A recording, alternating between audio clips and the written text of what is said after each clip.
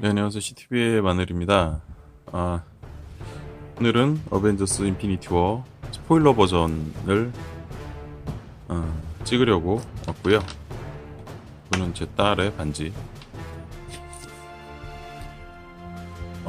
지난번에 아이맥스로 보고 이번에 2D로 한 번 더 봤습니다. 이번 애들하고 같이 보느라고 좀 시간을 냈고요. 자, 팜플렛을 구해왔어요.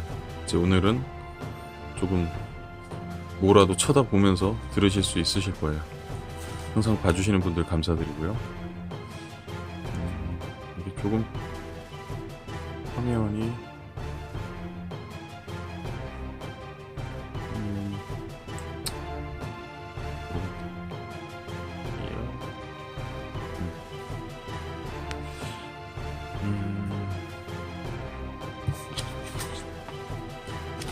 우선은 스포일러니까 이제 처음서부터 그냥 까면서 말씀을 드릴게요.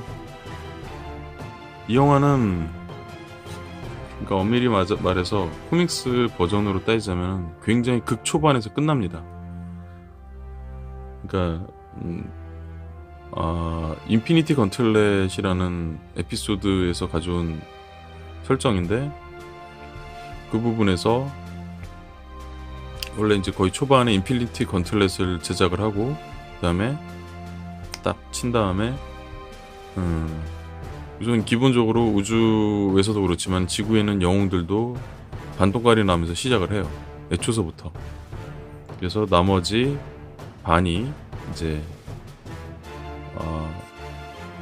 그 타노스와 대결을 하면서 나중에 이제 타노스가 이터니티와 이제 대결하고 이터니티를 죽인 다음에 본인이 이제 이터니티의 역할을 해서 우주적인 존재가 되는데 그래서 이제 그 건틀렛을 실수로 이제 뭐 떨어뜨렸다 그래야 되나? 아무튼 그래서 이제 그거를 아담오록이 주어서 본인이 착용을 한 다음에 이제 영웅들도 다시 살려내고 뭐 이제 그런 내용으로 진행이 되죠.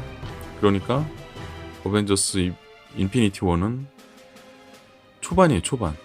코믹스로 따지자면. 그래서 제가 지난번에 어떤 말씀을 드릴 때 뭔가 한 단계 더 나아가는 그런 영화가 있을 것이다. 근데 그게 뭐 지금 여러 가지 말로 들을 때는 그러니까 한 단계 더 나가는 정도가 아니고 뭐 여러 편에 걸쳐서 그 세계관이 펼쳐진다라는 얘기도 들린 것 같은데 그건 잘 모르겠습니다. 하여튼 그 영화는 그러니까 굉장히 많은 부분이 각색이 돼 있겠죠. 많은 부분이 추가가 되고 왜냐면 원래는 굉장히 짧은 내용을 확장을 시켜가지고 만든 영화이기 때문에 그래서 저는 이제 지난번에 방송을 할 때 말씀을 드렸던 게 이게 혹시라도 너무 내용이 축소가 되면 어떡할까 생각을 했는데 오히려 엄청나게 확장을 했기 때문에 영화 자체에서 나오는 그 각색이라든지 추가된 내용 부분들을 봤을 때 굉장히 완성도가 뛰어나요. 그러니까 없는 부분을 다 만들어낸 거기 때문에 그래서 굉장히 그 훌륭한 그런 영화가 탄생이 됐는데 그 내용에서 조금 몇 가지 이제 단점 장점을 나눠서 이제 말씀을 드릴게요.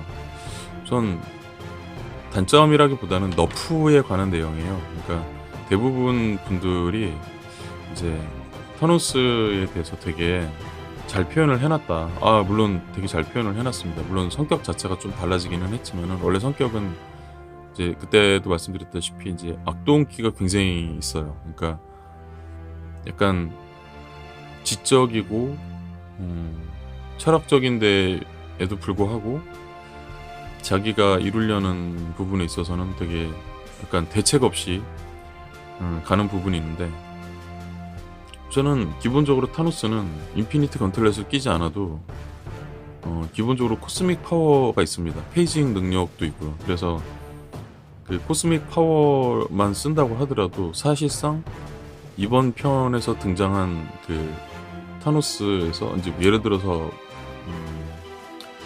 뭐 아담 워록은 나오지 않았지만 아담 워록이나 아니면은 닥터 스트레인지 정도를 대결을 했을 때는 이제 좀 힘이 들게 되겠죠, 아무래도. 근데 그거를 제외하고는 사실은 나머지 뭐 예를 들어서 헐크를 초반에 이제 막 두들겨 패잖아요. 근데 그 정도 수준 이상을 보여주는 게 원래 이제 타노스의 능력입니다. 타노스는 원래 자체가 우주적인, 그러니까 유니버스 세계관에서 나오는 애기 때문에, 그래서 기존 타노스 자체가 굉장히 강합니다. 엄청나게 강해요.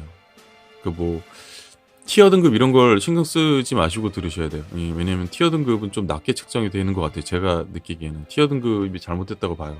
타노스, 원래 타노스가, 그러니까 풀템 타노스만 하더라도 이게 그 전지전능한 그런 느낌을 주는 그런 타노스인데, 그렇지 않다고 하더라도 원래 코스믹 파워가 기본적으로 있고, 그리고 그 영화에 등장하지 않았지만은 얘는 그 자주 사용하는 게 대쉬를 해가지고 공격하는 걸 자주 사용을 해요. 그러니까 굉장히 빠르게 달려가서 이제 쿵 내려 찍는다든지 이런 부분.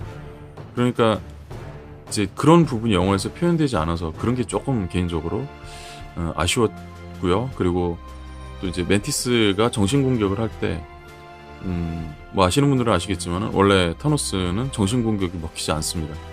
설정이 그렇게 돼 있어요. 근데 여기서는 장갑을 뺏길 뻔한 그런 이제 위태로운 순간이 한 번 있었죠, 타노스에게.